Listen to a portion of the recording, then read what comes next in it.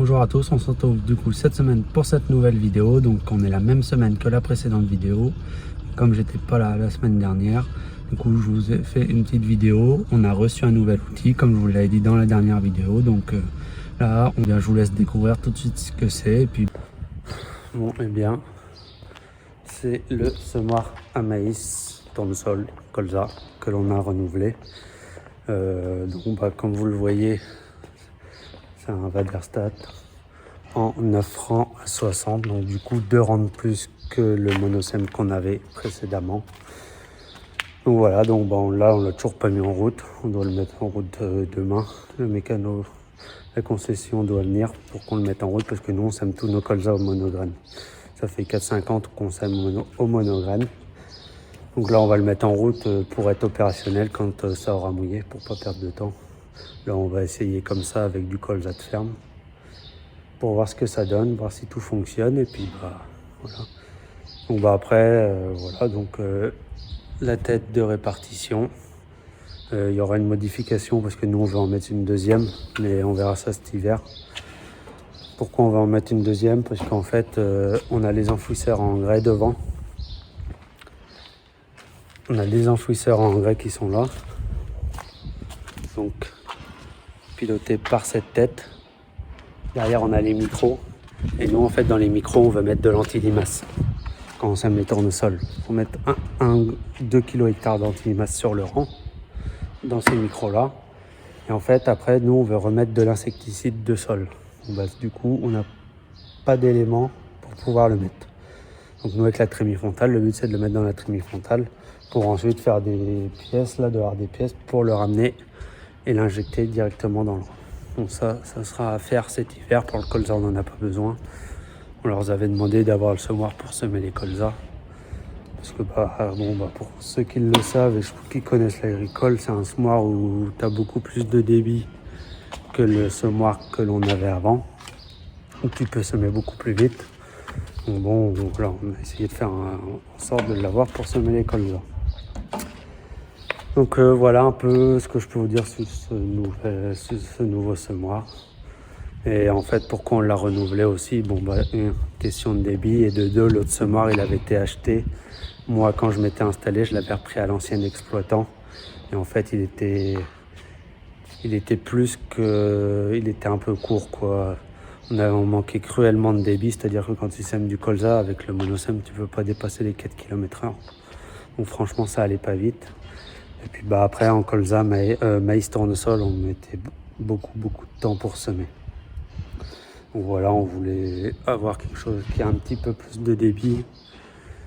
Puis là, je pense aussi qu'on pourra essayer un peu plus de s'orienter vers du semis, un peu dans des couverts, des choses comme ça, faire des essais là-dessus. Parce que il y a un élément qui est un peu plus lourd, où il y a une bonne pression. On aura la pression là, je sais pas s'il y a ma main là. Il y a les vérins, après par pression hydraulique. Donc voilà, c'est un peu le but aussi de ce semoir. On essayera de faire des essais comme ça, pour essayer de diminuer un peu le travail du sol, si c'est possible ou pas, mais on ira petit à petit, quoi. On fera pas tout d'un coup. Donc voilà, le petit inconvénient juste comme ça qu'on y voit là, sans avoir essayé. Vous voyez, le dernier rang est là, le traceur est là. En gros, sur le bord du champ, il y en a déjà 1,50 m, tout tu peux pas semer. Donc bon, c'est comme ça, on verra. Mais je pense que la poutre, ça doit être une poutre un peu plus standard, où à mon avis tu peux faire du 11 rangs à 50 ou 11 rangs à 60, il doit y avoir un truc comme ça. Mais bon, donc voilà pour cette nouvelle outil. Puis l'autre semoir, on l'a revendu. On l'a revendu par nos soins, on l'avait mis sur agrès à faire. Puis une semaine après, il était parti. Donc, bon. Voilà, et voilà ce que je peux vous dire du coup sur ce nouvel outil. Et puis...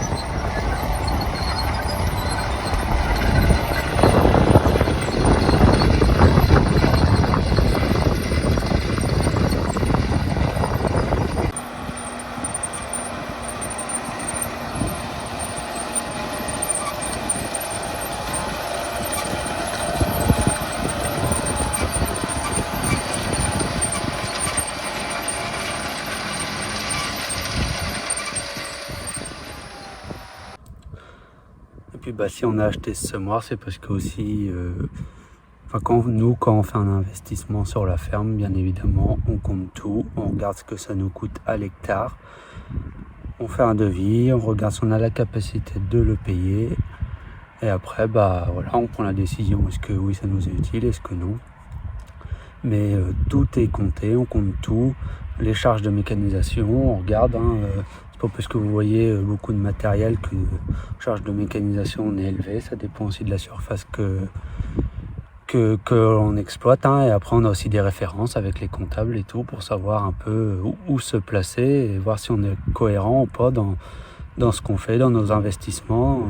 C'est pas des décisions qu'on prend comme ça, dire allez j'ai envie d'acheter un semoir à maïs, je l'achète. Ça c'est pas du tout ça. C'est de se dire, au départ on dit bon, déjà les besoins, est-ce qu'on en a besoin, de 2, le prix, qu'est-ce que ça nous coûte à l'hectare, et de 3, est-ce qu'on a la capacité de le payer. Et un coup qu'on a résolu ces 3 problèmes, qu'on s'est tous mis d'accord, moi, mon père, mon frère, bah après on va à la banque et puis voilà, pour faire un prêt, parce que là il y a un prêt qui a été réalisé. Donc voilà, c'est tout ça, c'est de la stratégie un peu d'entreprise. On est agriculteur, mais on est aussi fait de la gérance d'entreprise. On a tout ça à gérer. Quelle stratégie on veut donner à notre entreprise, quelle politique on veut lui donner. Et voilà, et essayer d'avoir une cohérence là-dessus pour rester dans des coûts cohérents, quoi. Voilà. Et des fois, c'est pas non plus parce que tu as des outils neufs que tu vas être beaucoup plus élevé que des personnes qui ont des outils d'occasion, parce que nous, on se rend compte que l'entretien, ça coûte aussi extrêmement cher. Dès que tu as une panne ou quoi, ça coûte extrêmement cher. Voilà. Moi, je peux prendre par exemple un peu l'exemple des tracteurs. On a des tracteurs qui sont un peu récents, mais dessus on a des contrats de garantie. Et en fait, on sait réellement ce que le tracteur va nous coûter à l'année. Par après, si c'est nous qui cassons, si on fait une casse personnelle ou pas, mais ça change rien. Mais pendant 3-4 ans, je sais exactement ce que le tracteur va me coûter. Tandis que si j'ai un tracteur qui peut avoir 7-8 ans, par exemple, peut-être que je peux avoir une panne, un embrayage, des trucs comme ça. Et tout ça à faire réparer, ça coûte vraiment cher. Mais après, voilà, c'est pas parce que je dis ça qu'il faut faire ça. Chacun fait comme il en a envie de faire. Il n'y a pas de jugement à avoir.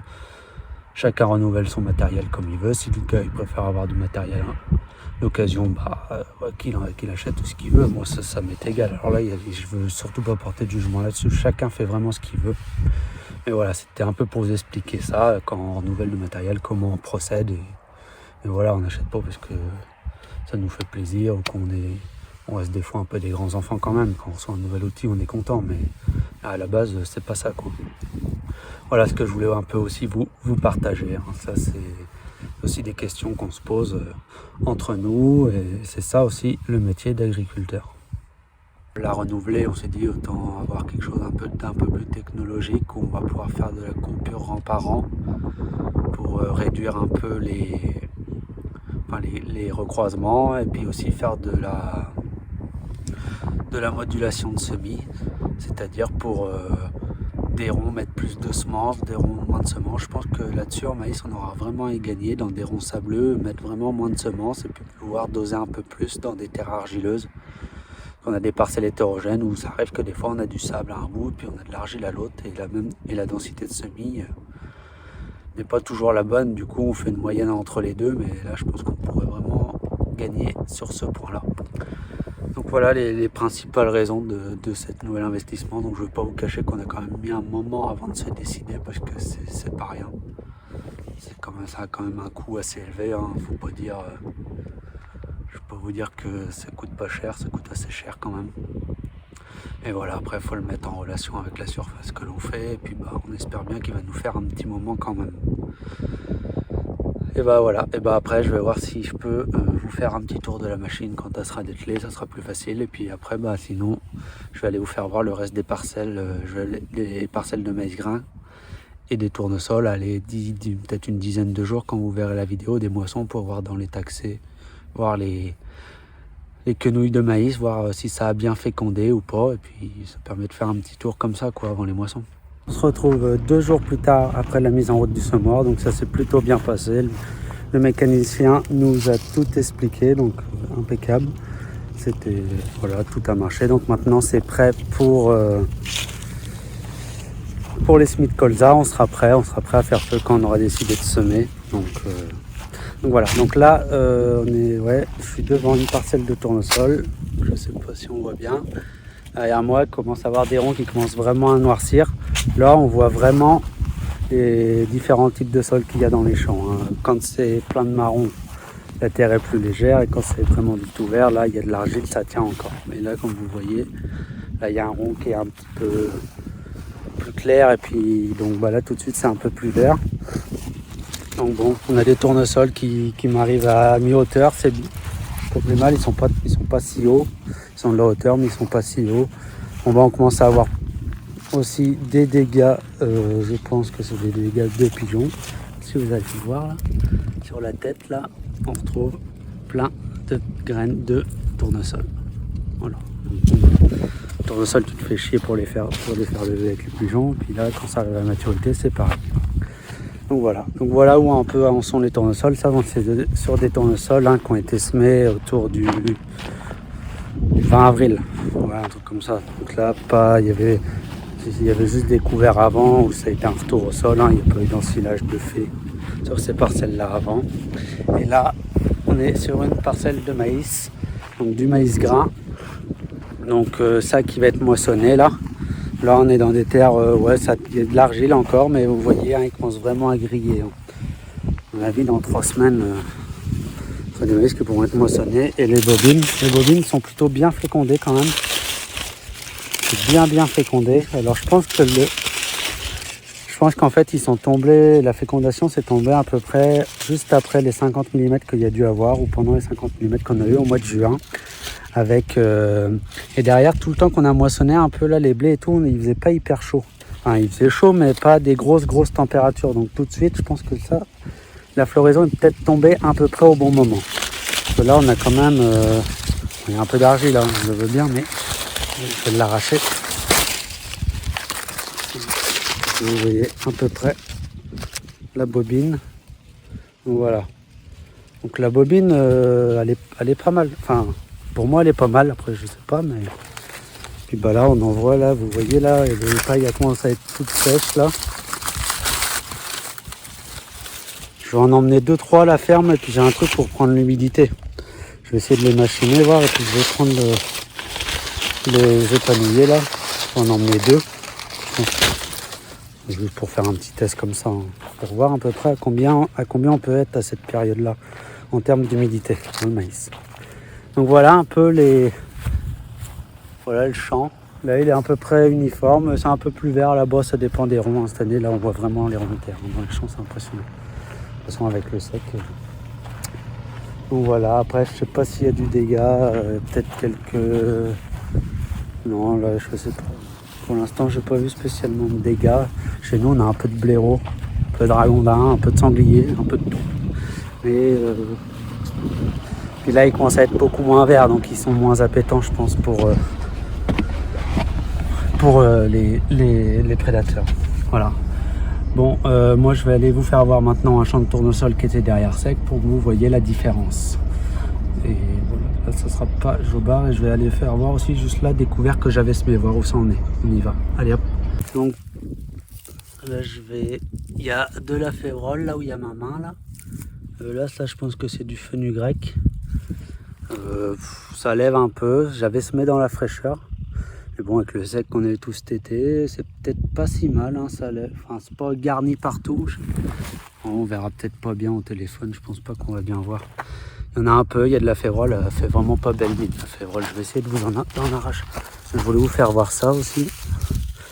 Ça, c'est un radime, je pense. Voilà, regarde. Et on voit défoncé par les altises. C'est pas compliqué. Alors j'imagine comment ça va se passer encore dans les colzas. Tous les petits trous là, des altises, ça c'est pas compliqué, c'est ça. Donc il y en a une bonne partie calvée. La févrole pour la déraciner, c'est plus compliqué. Pour casser la racine, pour que je vous fasse voir en entier. J'avais semé ça quand il y avait eu 50 mm, c'était frais quand j'avais semé. Ça collait dans le rouleau du déchômeur. Ah ouais, je l'ai coupé. Vous voyez déjà toute la racine qu'il y a sur la févrole. Donc je verrai si jamais c'est pas assez garni comme j'en ai envie. Peut-être qu'avec le quad et le semoir en anti-limace, je repasserai un coup de petites graines comme ça là, parce que la févrole j'avais mis 50 kg et puis après 10 kg d'un mélange où il y avait du radis, du fenugrec et puis un autre truc, mais je m'en souviens plus. Il n'y en a pas assez comme c'est de la petite graine dans le semoir anti-limace. J'en repasserai peut-être un coup dans le mois de septembre là, si ça pleut, avant que ça mouille. Voilà. Bon allez, on va voir des tournesols. Là on est dans un champ de tournesol où il y avait des seigles avant. Donc tournesol en pleine fleur, commence à passer fleur. Quel rendement il y aura, j'en sais rien. Et quel impact, bon le seigle va sûrement impacter un petit peu le rendement puisqu'on n'a vraiment pas eu d'eau. Eux ils ont eu encore moins d'eau, je ne sais pas combien de millimètres ils peuvent avoir, je ne sais pas s'ils en ont pris 70 au total, peut-être pas. Donc là on est sur des tournesols qui m'arrivent un peu plus haut que le genou. Qu'est-ce que ça donnera en rendement? Je sais pas. Là on est le 12 août. Ils ont l'air d'annoncer des orages dans le week-end, donc peut-être que si ça prend de l'eau, c'est pas totalement perdu. On sait pas, on verra bien de toute façon, c'est tout ça.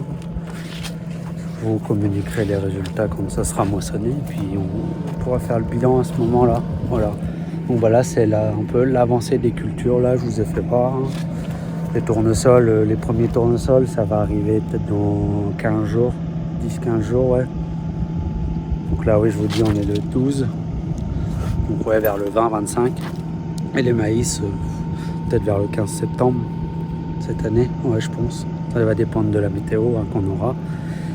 Et puis voilà, bon bah en tout cas, c'est une fin de vidéo. J'espère que ça vous aura plu sur le nouveau matériel qu'on a eu. La mise en route, pourquoi on a acheté ce nouveau matériel aussi, et puis voilà. Et bien moi je vous souhaite une bonne semaine à tous, et puis bah à la semaine prochaine pour une nouvelle vidéo.